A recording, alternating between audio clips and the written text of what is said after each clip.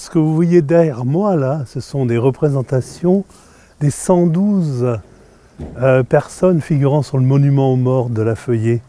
Autrement dit, des gens qui avaient 20 ans au moment de la guerre, l'époque où sont nés, où ont commencé à naître des gens qui sont maintenant dans les EHPAD.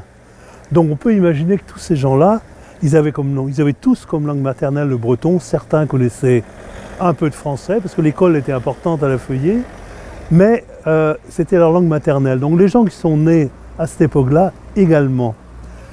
Donc les gens qui se retrouvent dans les EHPAD, ce sont des bretonnants. Or, avec toutes ces maladies comme Alzheimer, la langue bretonne refait surface.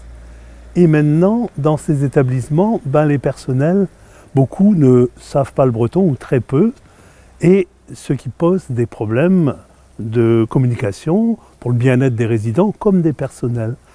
Donc on a pensé qu'il était urgent de s'attaquer à ce problème-là, parce que là c'est un endroit où la langue bretonne n'est vraiment pas un luxe, c'est quelque chose d'important, et qu'il fallait former donc ces personnels. Alors comment faire? Les moyens ne sont pas illimités, le temps n'est pas illimité, c'est des endroits où on travaille beaucoup, donc il fallait en un temps limité inculquer à ces personnels assez de breton pour se débrouiller, pour engager la communication avec les personnes âgées. Donc on a basé, enfin c'est Evelyne là, qui a élaboré un programme de formation sur 3 jours. 3 jours à 1 semaine d'intervalle pour qu'ils mettent en pratique ce qu'ils apprenaient dans la journée. Et apparemment, ça marche pas trop mal et on aimerait poursuivre cela. Donc ce qui était important, c'est de déterminer d'abord le quoi, c'est-à-dire qu'est-ce qui va être le contenu de la formation. Et ça, on l'a établi en faisant une enquête auprès du personnel, auprès de plusieurs personnes qui ont bien voulu passer plusieurs heures avec nous pour dire ce qu'ils ont besoin de dire. Et après, nous avons cherché comment est-ce qu'on va pouvoir le dire.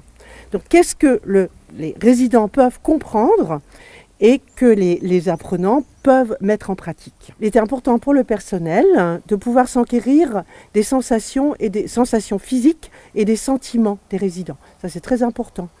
Donc on a cherché comment est-ce qu'ils vont pouvoir procéder, demander « tu as faim, tu as soif, tu as mal, tu vas bien ».